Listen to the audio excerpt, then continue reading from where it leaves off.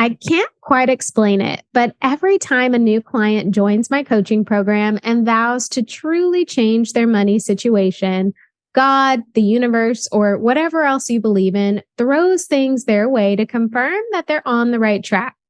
Extra money miraculously appears, bills come back with credits, checks show up in the mail, family members send blessings. And this isn't an anomaly to just one or two clients. It happens to just about all of them who truly decide to improve their finances. Tymika is no different. Tymika is a money coaching client of mine who started working with me in 2021 and has continued with ongoing support. I have seen amazing shifts in Tymika's mindset, and it has translated to her manifesting amazing things back to back. In this episode, I'm talking with Tymika about her experience with manifestation and how she's now a true believer. Welcome to the City Girl Savings Podcast. I'm Raya Reeves, founder and finance coach of City Girl Savings. I turned my life around with budgeting many years ago, and now I'm on a mission to help others do the same. I fully believe that you can enjoy your life on a budget. And this weekly show will focus on the intersection of money and the city girl lifestyle.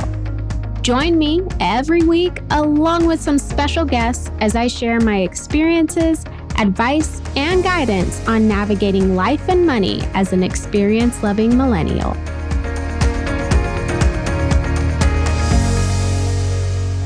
Started working together in March of 2021 after having a consultation with me.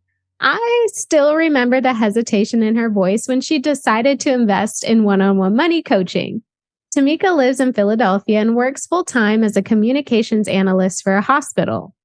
Since Tymika and I started working together, she's seen a $34,000 increase in her salary over 2 years at the same job.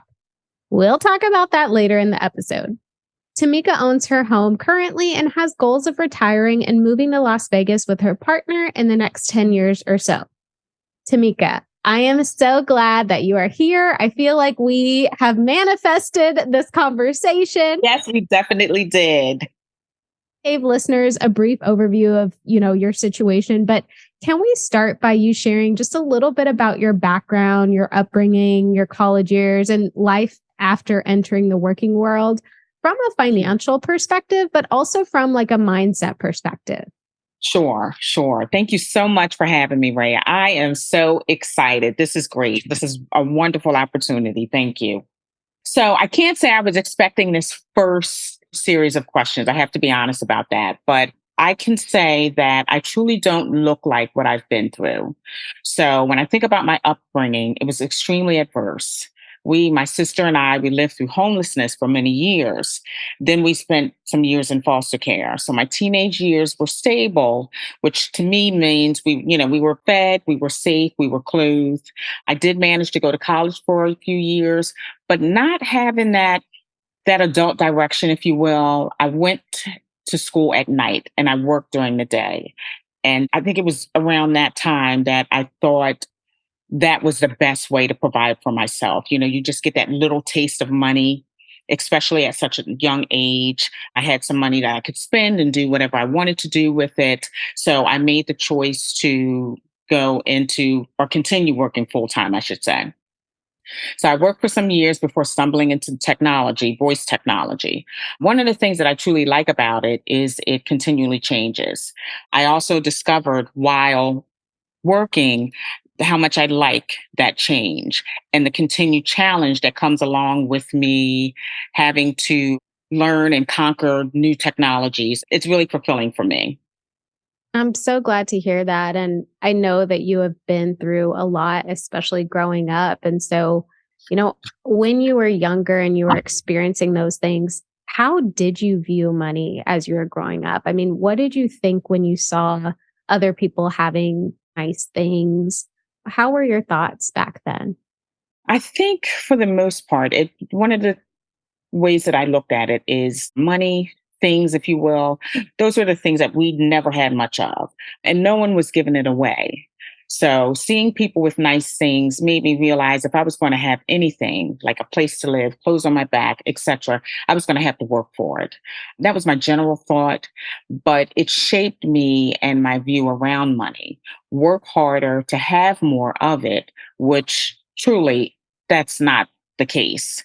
Because of the lack, I developed a poverty mindset, which until a few years ago, I never knew I had. So my money always seemed to reach mid level. So I spent my money on things, even places to live, etc., the same way. Oh, you said something that like really hits home. So you said work harder and you'll have more money. And I feel like, we live in a society that promotes hustle culture. And don't get me wrong, like I do believe in the value of hard work, but I also believe that you can be blessed without having to put in the labor and the man hours, and things can happen without you always having to work so hard. Correct. Correct. I'm learning that more and more. I'm learning that. And I always say on this side of life, on this side of the table, I'm learning that. I think, like I said, when I was younger, it was just like, no, you might need to have two jobs or three jobs because that's the only way that you're going to get money. And you don't have to necessarily do that. So I know it was a while ago, and I kind of alluded to this earlier, but if you think back to that first conversation that you had with me when we had that consultation, can you remember, like what was going through your head and why did you ultimately reach out for that consultation, number one, but what made you decide to truly invest in coaching? Because there was some hesitation there. Definitely, for sure. It wasn't necessarily hesitation. I think it was more fear than anything. Mm. I was just in a place, like, I remember being uncomfortable and afraid. The first thought I think was, am I going to be able to do this? Because you think about a diet, it's like, okay, you have to curb the things that you eat. You may have to drink more water, that hamburger, that pizza that you like to have on Friday nights, you might have to stay away from that. And that can be a big challenge because we're just so comfortable with the way that we are doing things. So even though I was afraid and uncomfortable, if that thought was still there, like, okay, I know I have to do something, but am I going to be able to do this? And I think it was almost like a scale, if you will. So it's, am I going to be able to do this? And then on the other side of the scale was, if I don't, I'm certainly not going to make it. I was Mm. really in a place that I was growing, which was what was happening. Looking back, I realized that that's what that was. It was me needing to move into the next part of my life. So I knew I had to change. And I reached out because I had no idea how to change, what steps I needed to take to change. And time was of the essence. There was just no other option. Like I knew that I couldn't continue to handle my money the way that I did. So one point you made was that like as you looked back, you realized that you were actually growing. And I think when we are uncomfortable, that is when we are growing, right? When we are faced with situations or conversations or just people, things that make us uncomfortable, it's a sign that we are moving in a direction of being a new version of ourselves. Yeah. So it makes sense that you were uncomfortable because something amazing was on the other side of that you hadn't seen. We don't know, right? We don't know what's on the other side of risk, but oftentimes it's usually worth it. Yes, definitely. I love to hear that. And yeah, I mean, I think if anything, this investment has paid off in multiple ways and many And then returns. some, yes. And then some. So it's kind of funny. I was looking back over like old session notes, before this conversation. And I have a note from our first conversation that says, has recently come to the understanding that money mindset is a thing. So we were talking about something, and you had said to me that you are coming to the realization that money mindset is a thing, it exists. Yeah. What are your thoughts on that? Like, what awakening did you have back then that made you realize that money mindset is a thing? Well, it's interesting because there were just a number of things, just kind of going back into being in that uncomfortable place. I remember it might have been like 2019, 2020, definitely. I knew that my thinking around my finances was way off. And there was a conversation that my boyfriend, I call him the BF, him and I had had. And I just didn't realize how I was talking. And he sat me down one day and he said, you always say that you don't have any money, but you do have money. If there's anything that you want to do, anything that you need, you let me know. And it was that conversation that caused me to start to listen to myself. And that's always what I would say. I don't have any money. I don't have any money. I don't have any money. So what I started doing is I started following City Girl Savings and a few other financial coaches because I knew, like, I was like, there's got to be something. There's got to be some information out here that will help me figure out how to manage my money, but also now what's going on with my mindset, what's happening with my thinking. And I just remember attending a live session and it came up mindset. And then it was kind of like an awakening for me. The way that we think about money is the way we handle it. Our life experiences also shape our money views and the way we handle it. And that just blew me away because I lived all of my adult life handling my money exactly the way that I thought about it. So my mindset said lack. That was always what my mindset was. It was always lack, but I never realized that. Even my talk, I spoke about lack. So I knew then that I needed to change that because I can only go as far as my mind takes me. Ooh, wow. I mean, the accuracy though, but it's crazy because we have to come to that realization on our own, right? Like we have to have those epiphanies ourselves. We can get triggered or people close to us can tell us like, hey, something's a little off here. But when you really take the time to sit and think about it, when you know better, you can do better, essentially. Definitely. Definitely. Yeah, I know I mentioned that we've been working together for over just about 2 years now. And like the change in how you think about your situation, how you think about your money, and what you believe is possible for yourself has been a phenomenal growth that's been amazing to watch. Thank you. Yeah, it's been amazing for me to watch as well. Yeah, it's amazing to live through that, right? Yes. So this kind of leads me into my next point pretty nicely. So I think one common theme or thing around our time together has been the fact that you always have enough, right? Like it's reiterating this point that you always have enough, especially when in the past you never thought you had enough. But I think when we started shifting that mindset early on, we were able to see like, Tymika, you do have enough, right? Like your money covers exactly what it needs to cover. And yes, of course, things have been tight and obviously we need to save for goals, but you have always had what you needed from the very beginning of our time together. And I would say even over time, like as your income has grown, it's almost like you've had more than you needed. But what do you think about that? Would you agree? Yes, I do agree. So it's a couple things. So that has to be, I think, one of the most amazing things that has come out of me working with you. Mindset comes into play here, not just the dollars and cents, because enough has meant having needs and wants met. Because Mm, before, my thinking was my needs weren't being met, but all that time they were, but there was just overspending and other things that were coming into play that was kind of clouding that. So another thing is the having enough. And then even at times feeling like there's been more than enough. I think we had a discussion about this in one of our most recent sessions where it just seems like God is making it enough. yes. So one of my best friends, we have this kind of joke when we're out together. I may go to pay for something and then, she'll contribute to it and she'll give me $1 and she'll say, make it enough. In this case, that is exactly what God is doing. As we've been kind of going through this, there have been some things that have come up, like my property tax increase, that has skyrocketed and just that uncertainty there. And then yet there's been enough.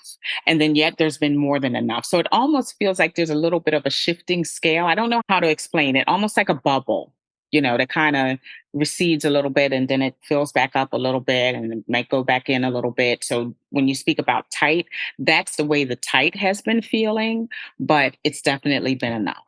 That's such a great way to put it because it's like the bubble surrounds like your normal day-to-day expenses and the things you want, right? Like everything we have in your budget essentially, and there's enough, right? But maybe something comes up to your point. But when something comes up, it's almost like more money comes your way and expands that bubble, if you will, so that now we can compensate for that thing that has popped up, right? And that goes back to the notion that you always have enough. Yes. Yes. Mm, yeah, it's amazing. It's amazing. Yes. Okay. Well, I mean, on the topic of amazing, let's talk manifestation. Before working with me, did you believe in manifestation? Had you ever experienced it, or had you even like heard of the term manifestation? I'm going to say yes. I'm going to say that I always believed it on the surface, or should I say, I believed it in my mind, but maybe not in my heart. I say that because when I thought I was writing out a budget, and thank you so much for the budget education, because I was really just writing a list of my expenses, Mhm. what I needed to do with the money I received during any given pay period.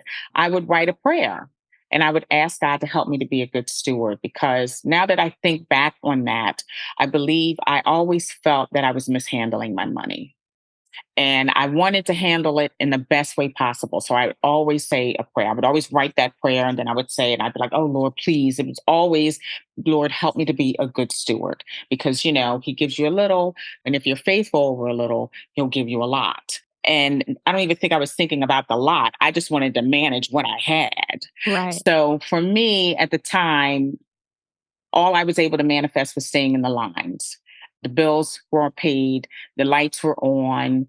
I didn't have to worry about those kinds of things. I didn't come home and there was no more cable or internet, things like that. I was always able to pay my car note and put gas in my car. I was able to get back and forth to work. So I was always able to stay in the lines. And now I'm able to do so much more and I'm in Mm. control every decision I make with my finances, which I was not before. It was really like my money was controlling me, or should I say, maybe it was my habits and my spending that was controlling me. So the prayer was answered and is now manifesting in an even greater form. Oh my goodness. Okay. Okay. So I feel like that's something new I learned about you. I don't think I knew that before we started Okay. working together. You would say a prayer every time you kind of listed out Yes, your. you know what? To be honest with you, Ray, I think you're right. I don't think I've ever mentioned that. I don't think I really thought about that until recently, just kind of looking back over then and now. Mhm. And I have a few journals and I ran across that. And I was just like, oh my gosh, I remember when I used to do that. And I mean, I would be writing, my pen would be on that paper so hard. Lord, please help me to be a good steward, because I really wanted to do the best that I could with what I have. I love that. And, doesn't God always answer? Yes, definitely. Oh, that's a really, really cool to hear. So, on the topic of manifestation, I mean, do you remember when manifesting started to become real for you during our coaching sessions, like earlier on? Like, if you can think back, like, what was the first thing that you manifested, or like the first thing that comes to mind when we think of the changes that have come since our time together? Yes, I wanna say enough, because that was the first thing that we noticed immediately, just about, that there was enough. And I was so afraid that there wasn't going to be. I felt like working with you, I'm gonna be honest, Raya. I felt like the work that you and I were gonna be doing was gonna be like me eating liver. I don't like liver. So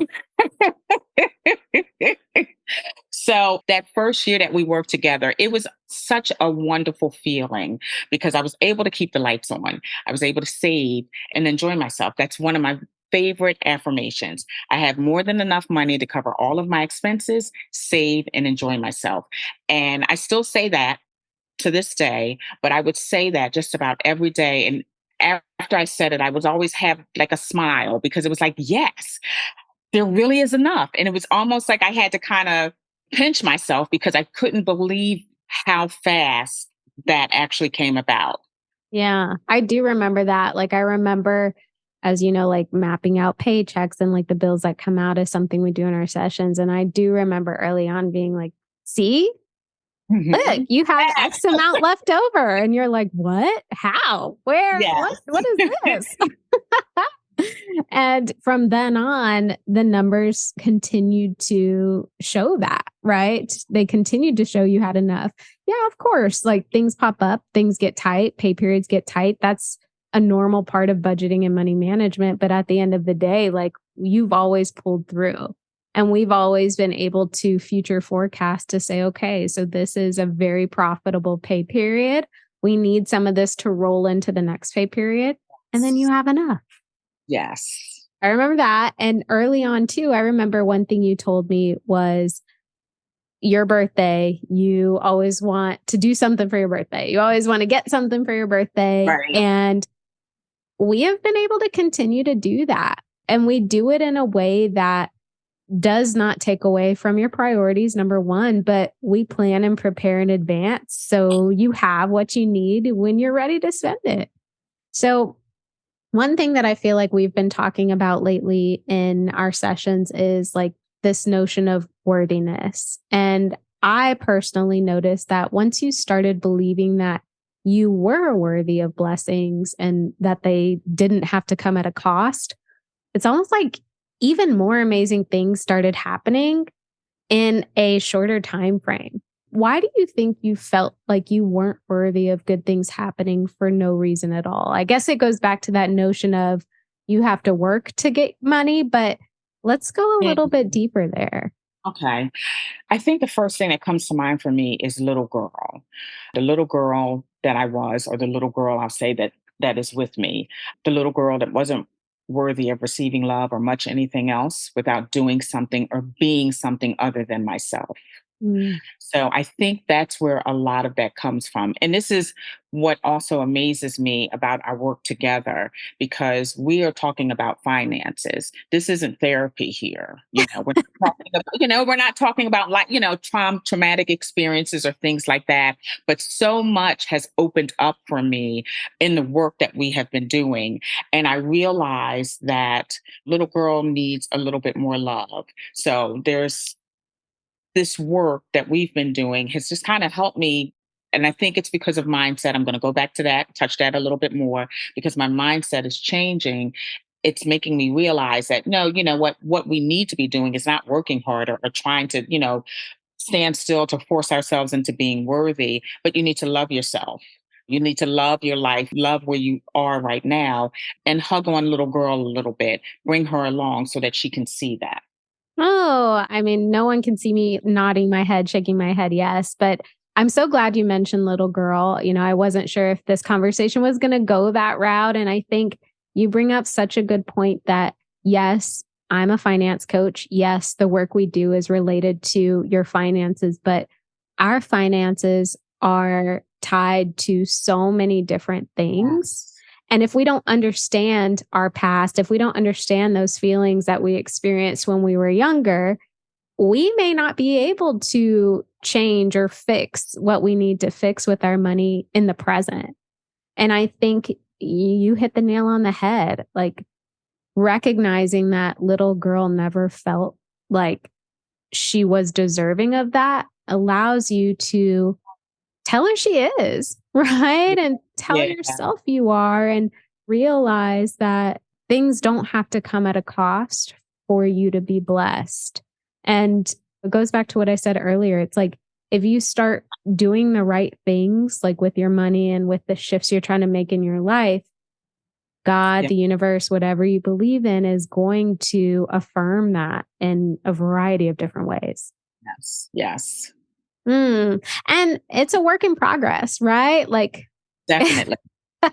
It doesn't stop, but I'm so happy to hear that. And I'm so happy that other clients of mine have that realization that you can open the door to things that are scary to think about or sad or, however it makes you feel, but it's okay. And it will be okay.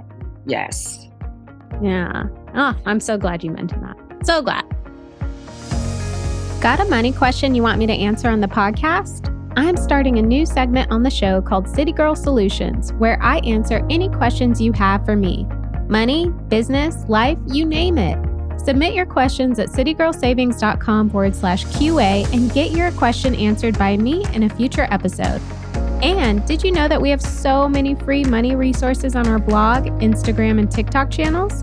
Find us across the internet at City Girl Savings. So, as I mentioned, like this notion of worthiness, that I feel like you are coming to the realization that you are worthy without having to work hard or without having to pay a cost for things to bless you. More recently, there has been a lot of like back-to-back amazing wins, Yeah. manifestation, like things have been happening. So first one we'll talk about is you got into a new car lease, and that resulted in you getting like multiple checks back unexpectedly. We weren't planning for it. I have the voice memos on my phone. You're like, Rhea, like this, what? I just got a check in the mail. Can you believe that? So let's talk about that. Like what has happened around your new car lease and the money that's just magically appeared? So, first, for your listeners, I want to set that tone. Most of our sessions that we have, I always have a story. So, so this is one of them. And to be honest with you, Rhea, I'm still just kind of sitting in awe of it because, again, you can only go as far as your mind takes you. And when it came time for me to get another car, actually, I ended my lease early because the car that I had, they no longer make, and it seems to be in demand. And I really wasn't, I think you had made the comment. You said, well, if it's in demand, you'll probably get a good deal. You said something around the lines of that. But, I was just like, yeah, I don't know about that. I'm going to turn the car in and I'll get another one.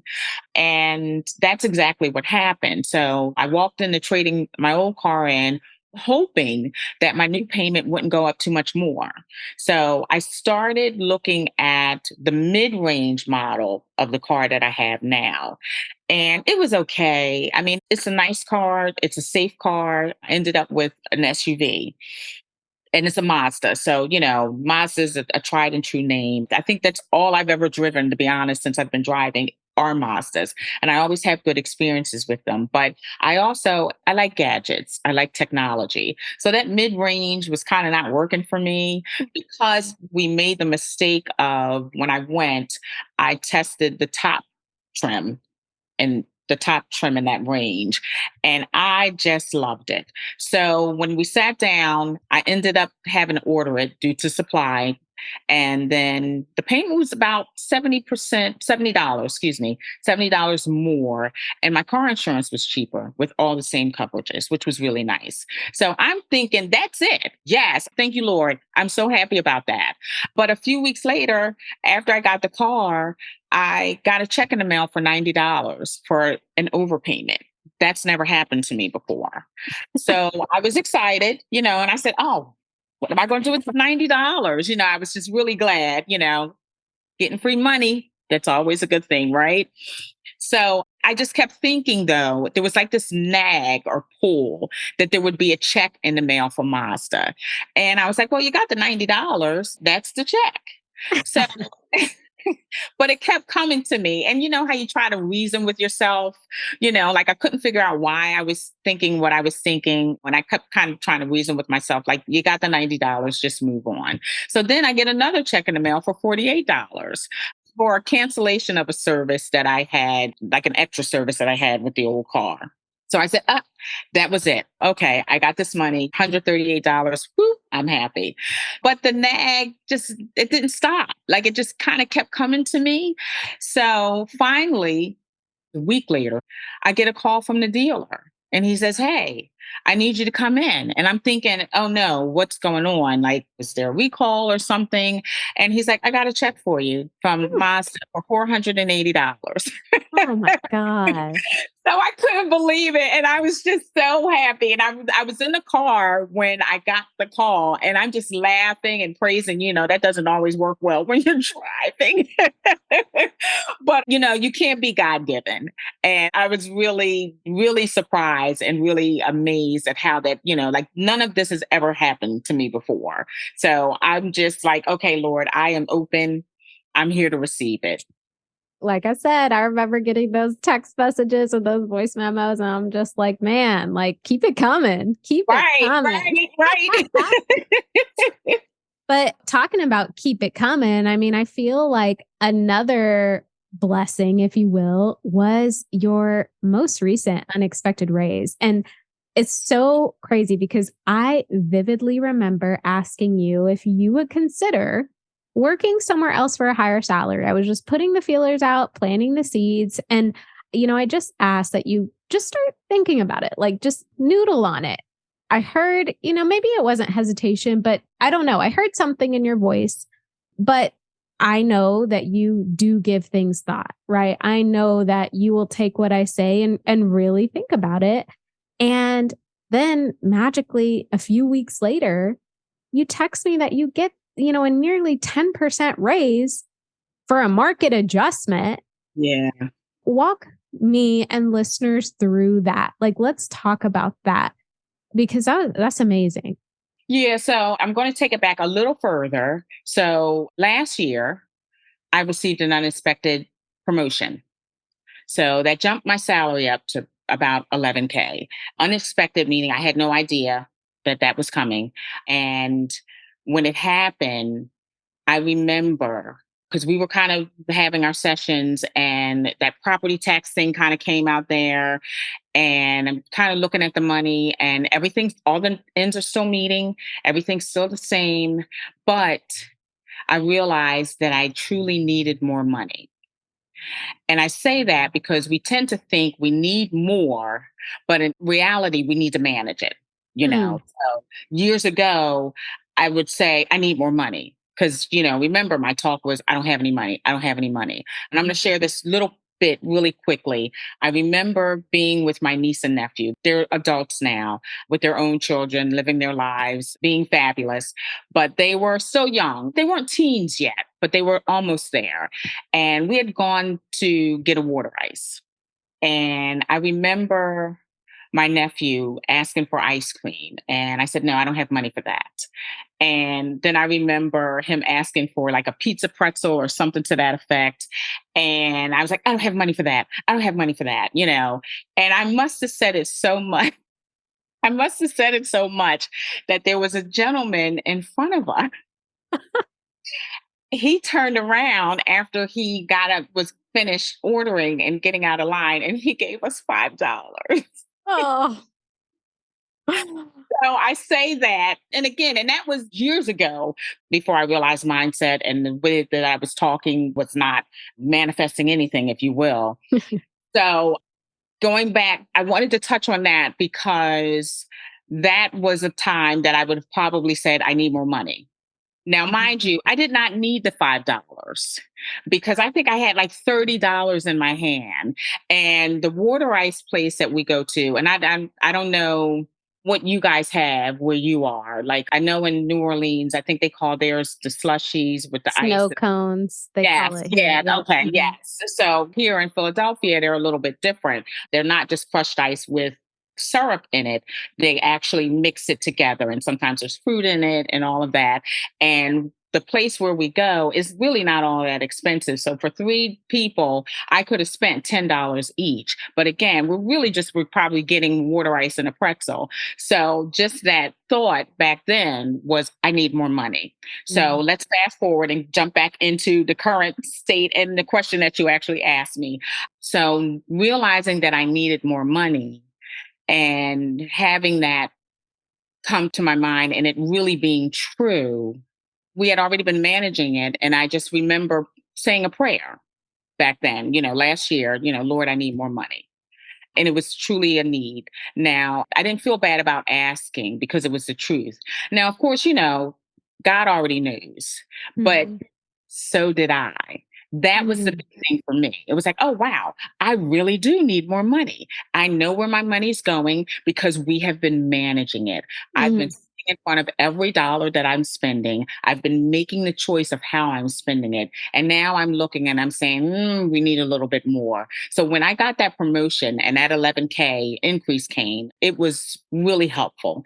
It helped with the current expenses. It allowed us to kind of start to fund a little bit more some of my sinking funds. Mhm. So, coming into the new year, there was some room for more. Like I needed a little bit more. Some of it was want because, I wanted to fund for my Vegas home. I wanted to add a little bit more money to the sinking funds. There's a few other sinking funds that I wanted to start, etc. Retirement, just kind of trying to pad that a bit more because I am older. I'm closer to retirement now than I was before. So as the expenses jumped up, due to my property taxes. And we're still in the weeds with that. We're not exactly sure where that's going to go.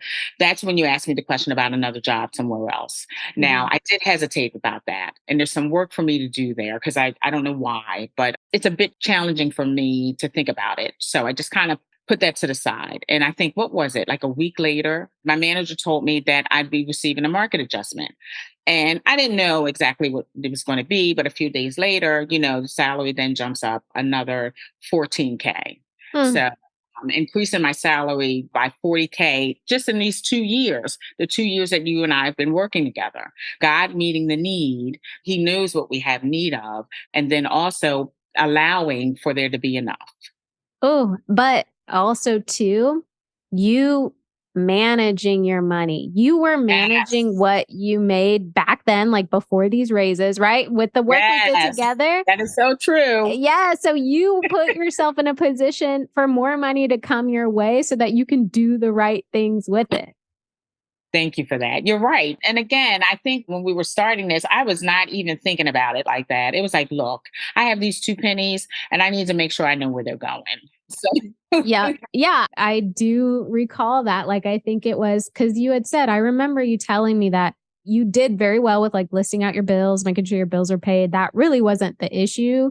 You always had that kind of down, but you couldn't really figure out the rest. Right. And like what happened to the rest. So the work we did allowed you to know what happened to the rest and what should be happening with the rest. And you have been sticking to the plan, right? You have been sticking to the budget. If we say X amount goes here outside of your bills being paid, you do that. And yes. that is you putting yourself in a position for more money to come your way because God, the universe, whatever anyone believes in, trust that you will do right by it. Yes. Yeah. You can handle it.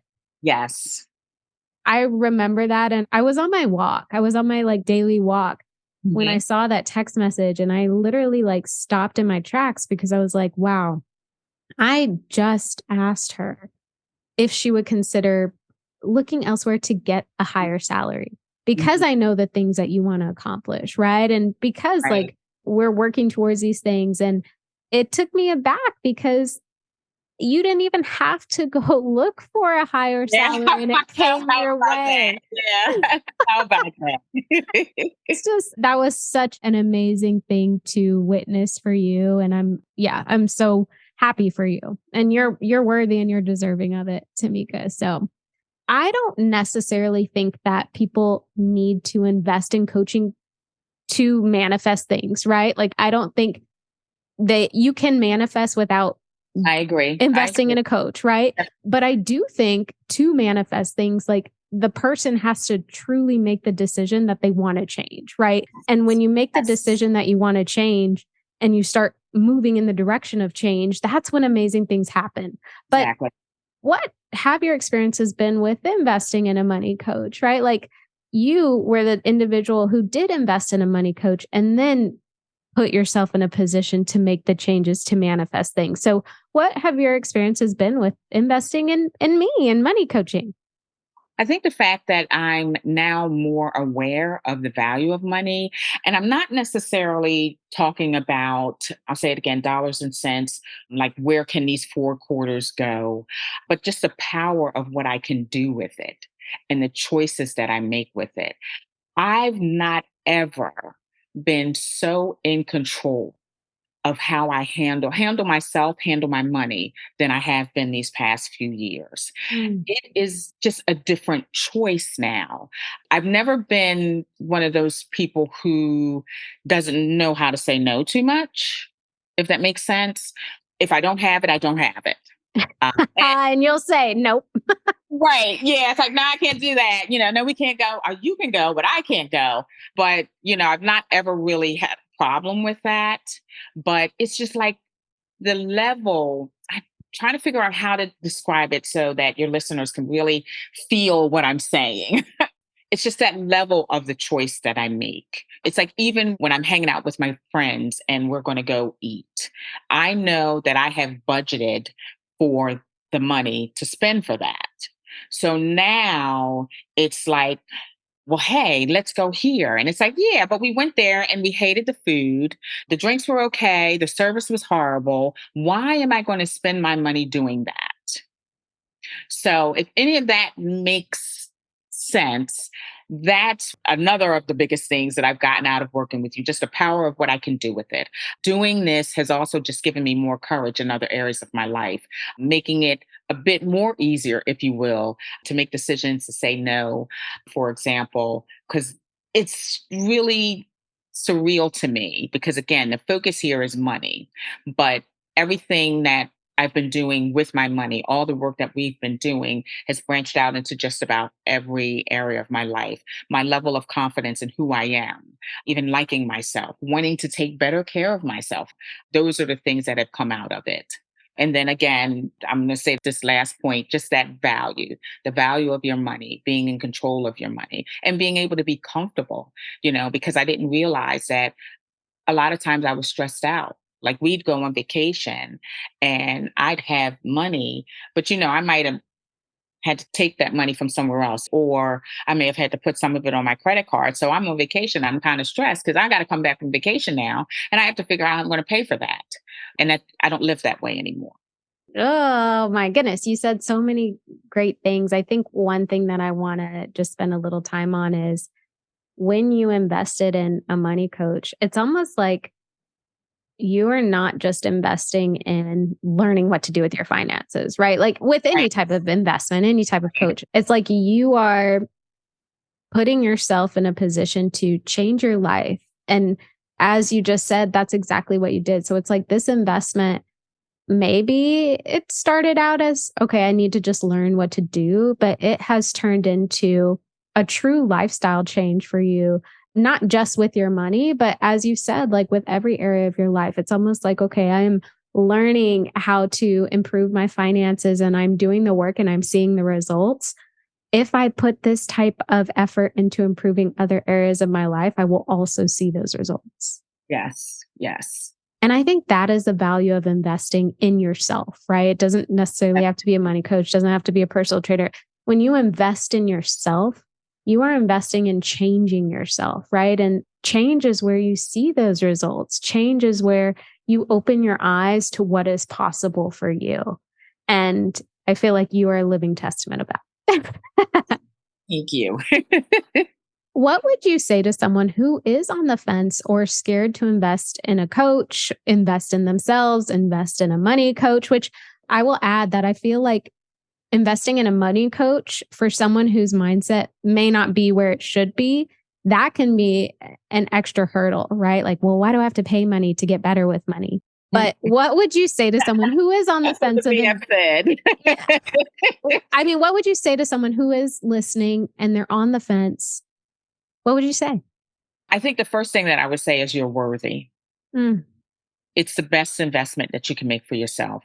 But I definitely believe that you have to be ready for the change. Because even if you're not far away from being ready, you're not going to produce the results you desire. You have to be all the way in. mm, You'll get some change, but, and this is my thought, I believe that if you're not quite ready and you take that plunge, you're going to walk away half changed or with half of the result that you want. And then you may very well go back and say that very thing. Well, why did I spend money on a money coach, about money? Why did I do that? So I do believe it's so important for you to be ready, even in the fear. If you're in that place where it's like, I got to do this, you're just going to step out. This challenges you to change your views. It'll cause you to walk in discipline. You have to be ready for that. But you also want to be able to be kind to yourself when it doesn't go quite the way you want, knowing that that very next step will put you where you need to be. Because, we're sharing this and I'm in such a great place and I'm so glad to be able to talk about this. But we've had moments where it hasn't necessarily been easy. Like I know we'll be ending a session and it's like, damn, I can't believe that. And this happened or that happened. Let's take like the emergency fund. Like I had something that happened with my roof. And I had, Mhm. had a water heater. Like last year was a little tough. There were some other things that were happening too that I hadn't planned on doing. But the realization was it's going to be okay. I'm doing exactly what I need to do. And that thought is, like I said, the very next step you take will put you where you need to be. So I think those are some key things. Again, I'll say it'll put you in control of your money and not the other way around. Like I mentioned, the emergency fund. So the emergency fund that we've been building, and I'm still building it, I still put money into it, but it hasn't been drained. So you have that unexpected thing come up because you've been managing your money, because you've been saving, it's not going to drain you and you'll be prepared. I've sat in places. I have a friend who had something devastating happen and unexpected, which she had to put money out for. And we were all sitting together as she was going through it. And the amount of money that she needed, she didn't have. And she had to figure out how she was going to come up with it. And eventually, what she did is she went to some other family members and she was able to put it together. But when I sat and I reflected on that, and I said, oh my goodness, I'm not that person anymore because I had that amount and more Mm. to put into something like that. So that's one of the things that I would say. You're going to spend the money that you spend to work with someone, but you're going to get so much more out of it. Yeah. And, I think to your point, you have to be ready. Like having one foot in, one foot out, it Yeah. doesn't give you exactly what you're needing, right? So you do have to be ready. But I feel like when you are ready, you'll know. And like all of the clients who have invested in me and coaching with me, they all say the same thing. I'm ready for this. Like I can't keep doing what I'm doing. Something's got to give. And when you get to that place, you seek what you need. So, no pressure. But if someone listening has a question for you just based on the conversation we had, would you be open to receiving a question? And if so, how and where can listeners connect with you? Okay, so I'm still a big Facebook user. My name's Tymika Henderson, Tymika. I am also part of the City Girl Savings Group for the listeners who are a part of it as well. And on Instagram, it's Tymika007. Perfect. I will link to that in the show notes. And I thank you for being open to any potential questions that come your way.